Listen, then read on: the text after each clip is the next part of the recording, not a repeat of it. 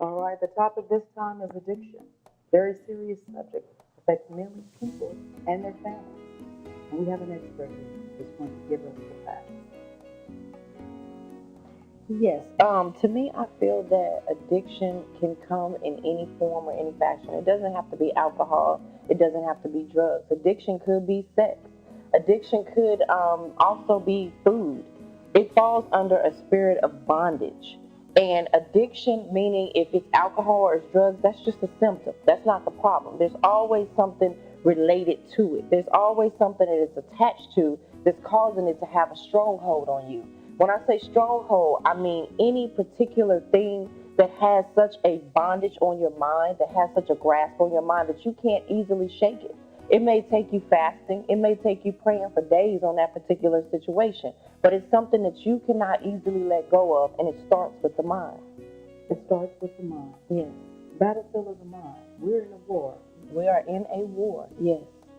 And the place 24 of that- 7 And the place for that war starts with the is mind. in the mind. That's right.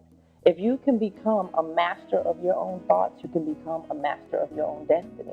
A lot of people feel like they don't have the things that they desire in their life, but they don't realize they have the ability to draw to them anything that they want. Some people call it the law of attraction. Some people call it karma or what have you. But if you are able to channel your mind, if you're able to get your thoughts fixed on those things that it should be, you can draw those things into existence. The word tells us that we have to think on positive things. What are our weapons in this war that we're in?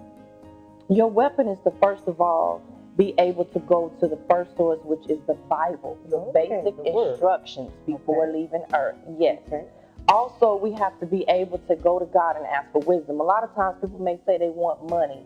They want the perfect relationship. They want the perfect mate. No, you don't want the perfect mate. You want wisdom. Because when you get wisdom, you can get anything that you want. If you get money, but you don't know how to obtain it, you don't know how you got there, how are you going to ever get back to that situation if you lose money? What you don't understand, you will lose.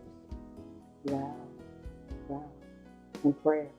Yes, most Mind, definitely. mind. Yes, most definitely. You have to meditate day and night on the word.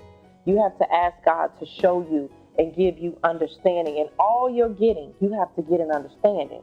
That's why I say wisdom is so important. If it's a matter of me saying that I'm addicted to alcohol, a lot of times things are generational curses, meaning your mom was an alcoholic or your dad was an alcoholic.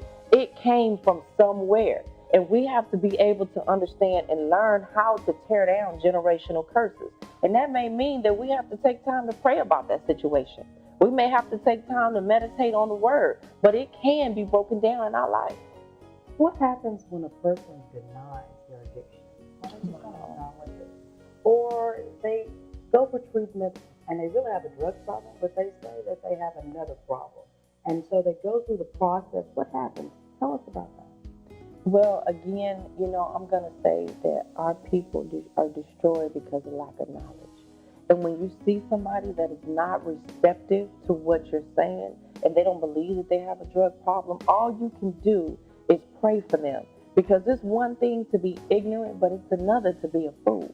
When you're ignorant, you just don't know any better, and you can get information, you can get knowledge. But when you know better, but you refuse to do better, you become a fool. And you have to leave a fool where they are. Are some of us enablers? Do we enable people? Yes, a lot of times, some people have codependency issues. When you Could you tell us codependent, what that is? Codependency. What does that mean? codependency means that I'm dependent on somebody else for my livelihood. I'm dependent on somebody else for my happiness. I'm not happy unless you're happy. A lot of times with codependent people, they give, but they never give it back because what you're giving, you're in hope of coming into existence of whatever it is that you're giving back. For example, if it's love, a lot of times, Is this in relationships? Is that where it exists mostly? The codependency? codependency can exist in relationships. Yes, that's true. And it has some sort of attachment as far as a soul tie. It could be that as a child, I never really felt like I was loved. So because of this, I'm looking for love in all the wrong places like buckwheat and will never find it. So I'm not happy unless John or Beth is happy with me. Right. That's codependency. That's also codependency. That's right.